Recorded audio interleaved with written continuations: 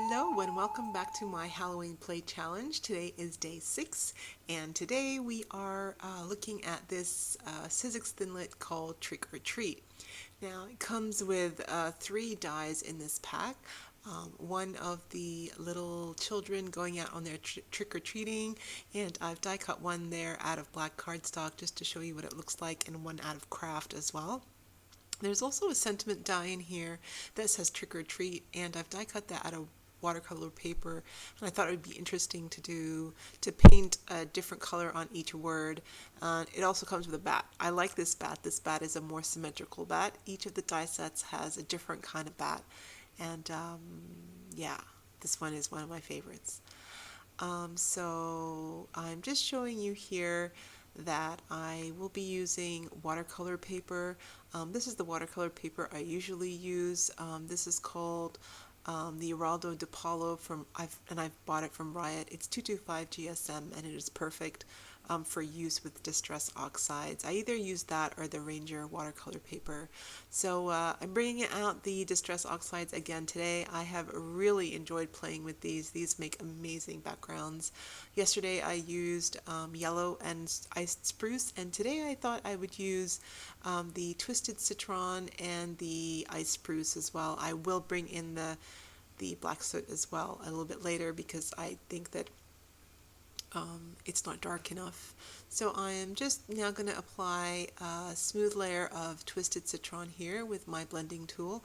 Somehow on the screen as I look at it now it looks yellow, but for those of you who have twisted citron at home, you know this thing is like green, like almost neon green as well, and I love it. So just putting on an even coat there. Going in now, oh that's right, I do pull out some peeled paint as well, just adding a different shade of green and just giving it a little bit more interest. With the peeled paint I do go around the outside, leaving the twisted citron in the middle of the panel, just making it look a little bit you'll see in a little while, it makes it look like it's glowing in the center of the card. So there you go now. So I'm ready to go in now with the iced spruce, and I've got a different foam for each of my inks, sorry. Applying the iced spruce starting from the outside to the inside. Now, I was quite surprised. It really didn't make much of a difference. There's no contrast really between the two colors. So I went back in with the twisted citron to make it a little bit lighter on the inside and to blend in the edges of the peeled paint and the iced spruce.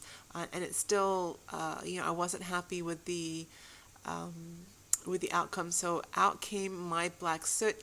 This guy is my hero. So at first I thought what I would do is I would just ink around the edges, but this guy is just so juicy. It left globules of ink on the outside, and I went, oh dear, this is just a recipe for smearing. I better like really carefully blend it into the card, and I started off blending it really small, but then because I was in a hurry I went larger and larger, and it was creeping more into the inside of the panel, and I was like, no, this is not what I'm supposed to be doing.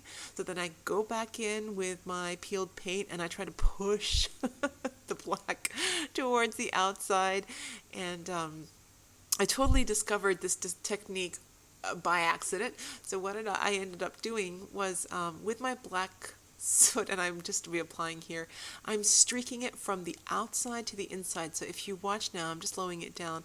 So streaking from the outside to the inside, and what it did was it created a beautiful effect, which made it look like it was like almost glowing through the streakiness of the dark.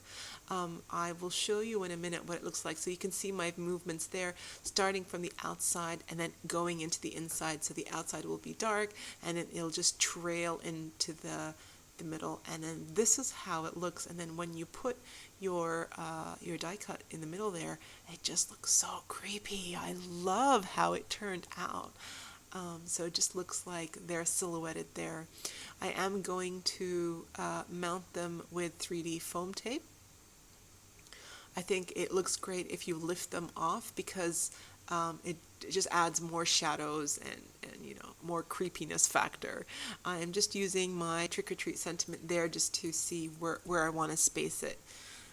So these dies are amazing. These dies just making cards so quick.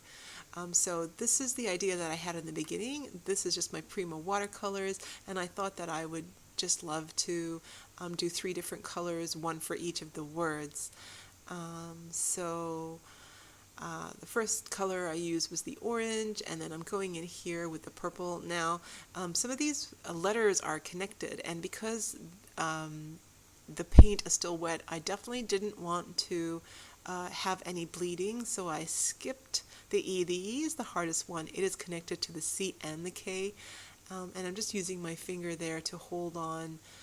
And now everything's wet and I can't really hold on, and that little sentiment is just jiggling around as I'm working, but I do get it done in the end.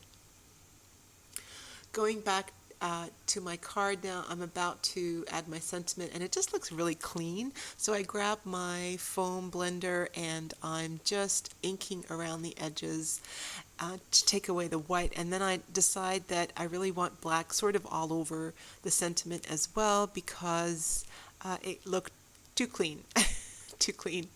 So, and that looks really fantastic. So once again, I felt like this needed to be popped up, so I grabbed my foam dots here and I pop up the sentiment with the dimensional.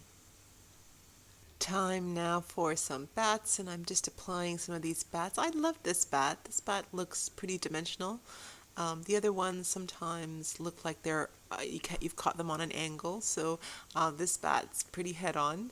So I love this bat. Now, as I was saying earlier, these cards, these die cuts are really good at giving you easy to make cards, and so I felt like I needed to add one more thing. I grabbed my Nuvo Clear here, and I'm just adding a little bit of dimension to the umbrella. I really love when it dries. It looks really amazing. It looks like these kids have been out in the rain and they're dripping and just miserable, and and so I thought I was done, but then I really went with the imagery of this. You know, when kids are standing there and all they want is sweets, give us sweets. And I found these stickers that I had that were like of a lolly, and one had a candy corn, and I really wanted to incorporate them just to finish this card off. And then I wished that I hadn't centered that sentiment there because I just couldn't get this lolly on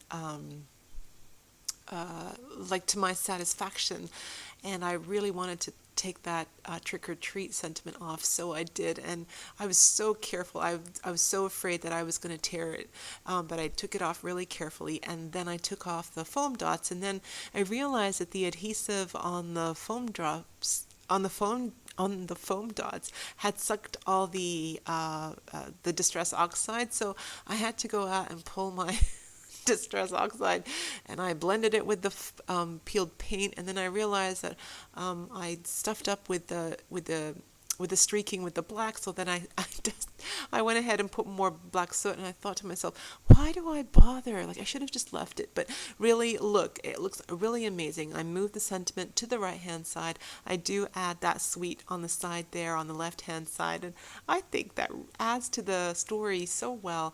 I'm about to put the candy corn here, and I'm thinking this way or that way. Should I put it up on the right, or no, we should just leave it underneath the sweet there.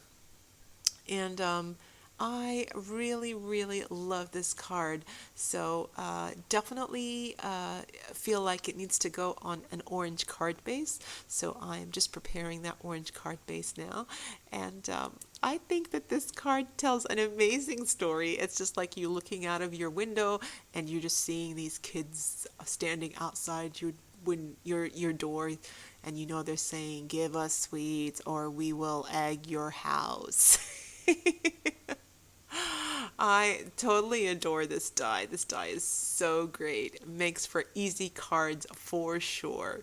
I love how the three different colors went onto the sentiment. I love the bats and I love the shiny umbrella.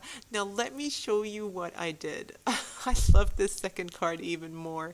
So I did the same with the background and I used the orange, the ice spruce, and um, the black soot. I went ahead with a silver for an all over silver effect on the trick or treat, and I put it up on the knob. And then I decided to put some eyes. I started first with the cat, and I thought it looks amazing. And then I went ahead. I was brave enough to add eyes to these kids, and look how creepy this looks. I totally adore both these cards. They're so similar, yet they're so different. I really hope you guys enjoyed this challenge. I guess this time around, go ahead and try to put in some creepy kids who are doing their trick or treat. Do experiment with that streaking in the background there. It does a whole lot of creepy stuff to your background. Try the orange and black. Try the green and black. They are two gorgeous color schemes. Thank you so much, and I hope you join me for tomorrow, which is going to be our last day in this challenge. Have a good day, everybody. Bye.